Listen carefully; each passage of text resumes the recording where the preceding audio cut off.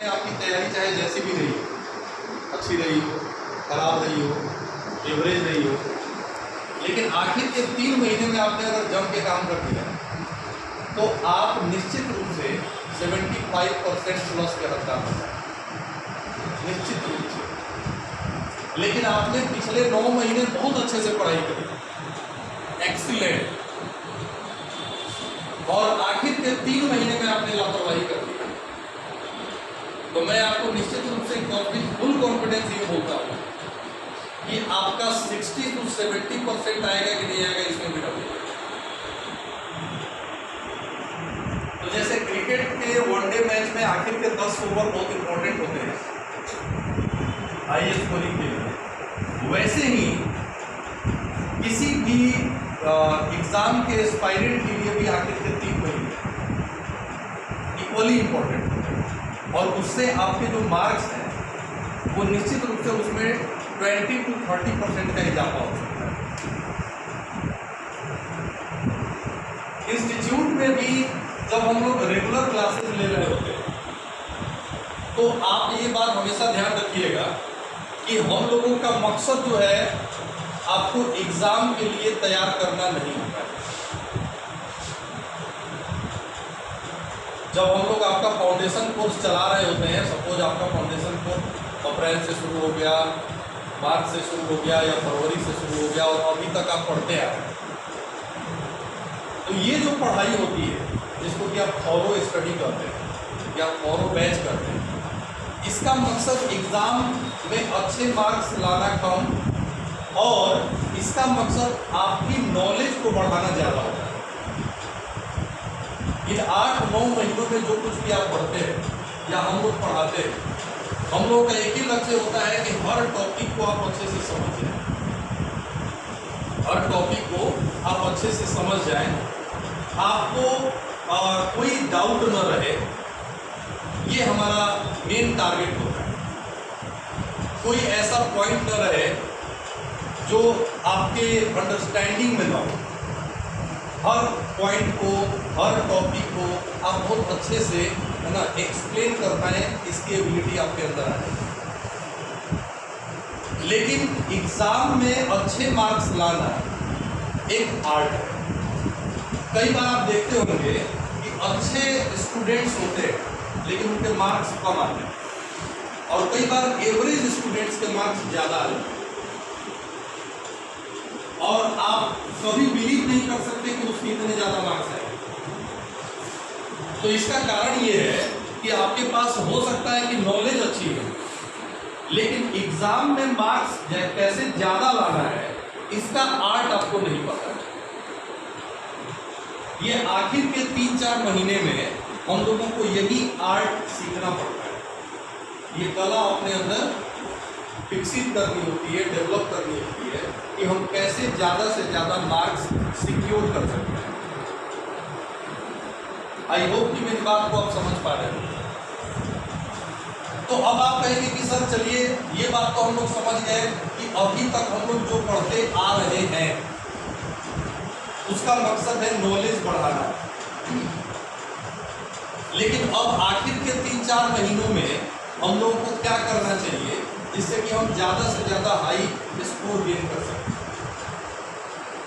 तो उसके लिए मैं आपको आज 3-4 बातें बताता हूँ जो आने वाले 3-4 महीनों में, और 11th वालों के पास तो पूरा समय, वो तो अगर आज से उस पर काम करना लगे तो ये तो फिर छक्के पे छक्का मारेंगे। तो आप लोगों को किन बातों का ध्यान रखना है अगले 3-4 महीनों। तो पहली बात, आप हर बात को अपने माइंड में सेट कर लीजिए जो मैं टिप्स आपको दे रहा हूँ।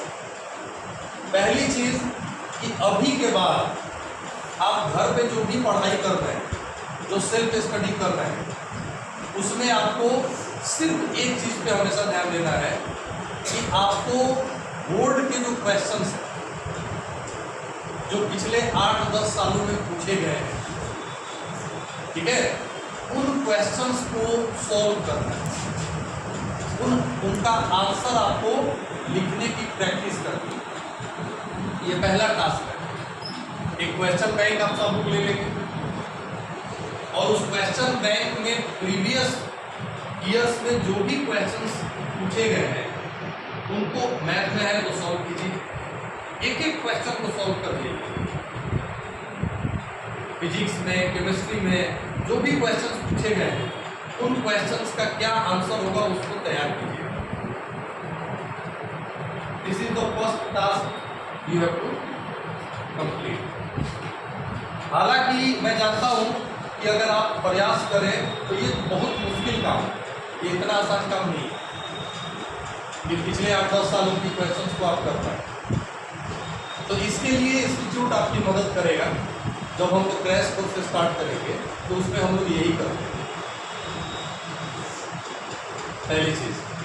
दूसरी चीज आपको क्या करनी है कि हर सब्जेक्ट के लिए प्रॉपर टाइम सेट करना है, मतलब एक रूटीन डेवलप करना। आज तक आप चाहे जैसे भी पढ़ते आए,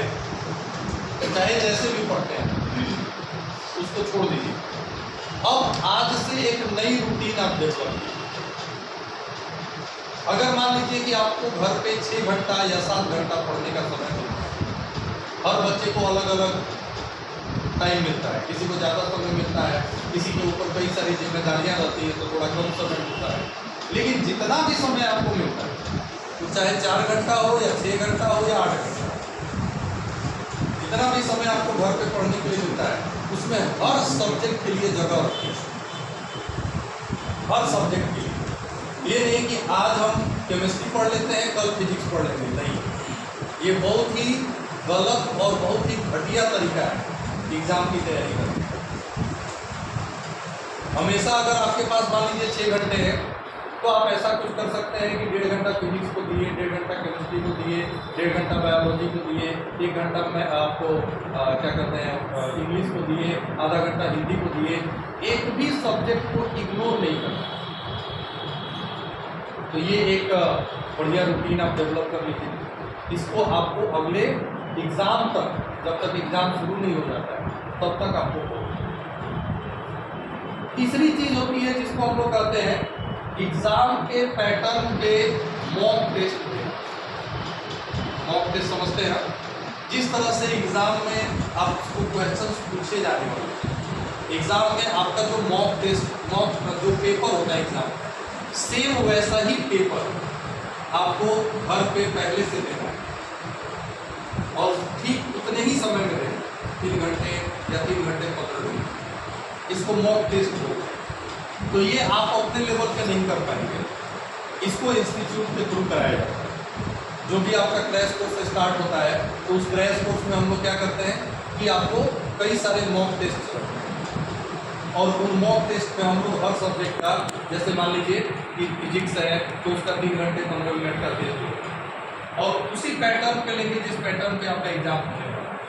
इससे क्या होगा कि आपको एक्सपीरियंस मिलेगा कि आप 3 घंटे में उन सारे क्वेश्चंस को कर पा रहे हैं कि नहीं कर पा रहे।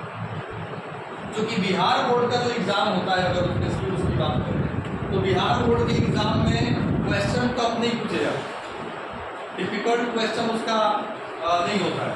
उसमें टाइम के अगेंस्ट आपको रेस लड़नी पड़ती है क्योंकि क्वेश्चन ज़्यादा पूछे जाते हैं। अब जैसे मैथ की अगर बात करें तो मैथ में आपको 50 ऑब्जेक्टिव क्वेश्चन, 15 शॉर्ट टाइप होते हैं, है ना। तो और बाकी आपको 4 जो है लॉन्ग टाइप होते हैं, 5-5 नंबर। तो ये टोटल क्वेश्चन कितने हो जाते हैं? तो 69 क्वेश्चन हो जाते हैं। 69 क्वेश्चन को आपको आंसर करना होता है विद इन 3 आवर्स, जिसमें कि 15 और 4 19 सब क्वेश्चन सब्जेक्टिव है और 50 ऑब्जेक्टिव। आप सोचो ये बहुत कम टाइम है 69 क्वेश्चन को अगर आपको आंसर करना है। तो आपको क्या करना होता है कि यू हैव टू, है ना, चेस अगेंस्ट टाइम। आपको समय के अगेंस्ट लड़ाई करना है। वहाँ पे क्वेश्चन टफ होगा ये नहीं है। सीबीएसई बोर्ड की बात करें तो उसमें इतने क्वेश्चन आपको नहीं करने होते हैं, लेकिन उसमें क्वेश्चन का लेवल बहुत अच्छा रहता है। बिहार बोर्ड में क्वेश्चन का लेवल बहुत मतलब एक्चुअली कहना चाहिए कि बहुत बेकार रहता है, लेकिन टाइम इतना कम रहता है कि आपको लास्ट में पता चलेगा 2-3 क्वेश्चन। तो दोनों की जो स्ट्रेटजी है आपकी अलग अलग होनी चाहिए।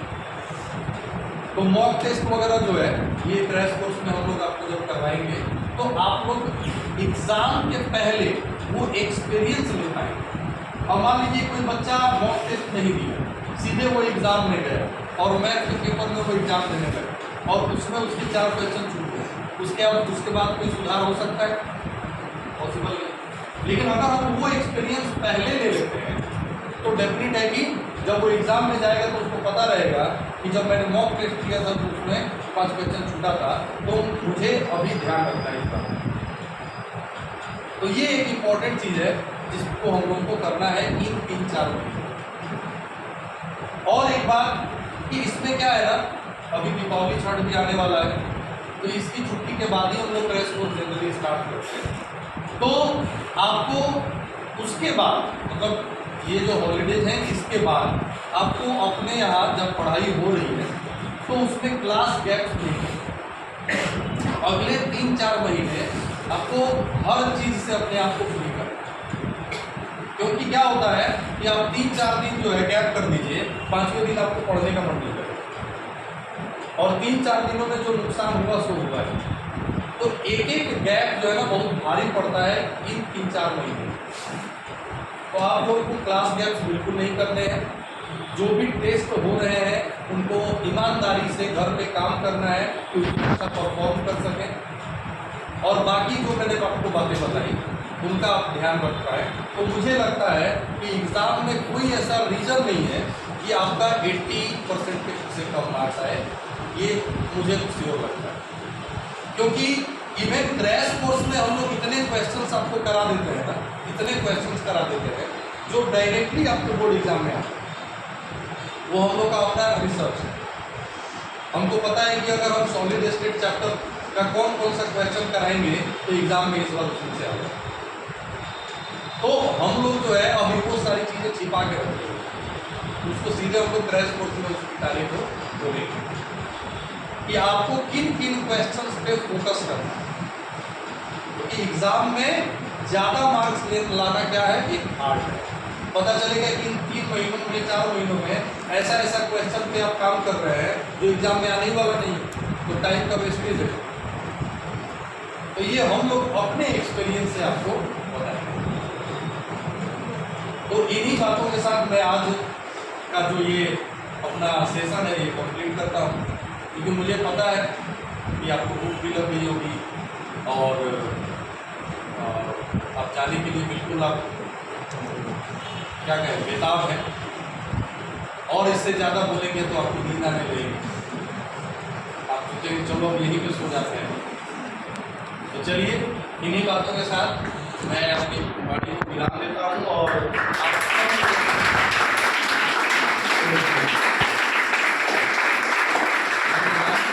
आप सब लोगों को पूरे इंस्टीट्यूट की तरफ से, सारे फैकल्टी मेंबर्स की तरफ से, मेरे तरफ से, निशान सर की तरफ से, यश सर की तरफ से, मैम की तरफ से, आप सब लोगों को एग्जाम्स के लिए बेस्ट ऑफ लक।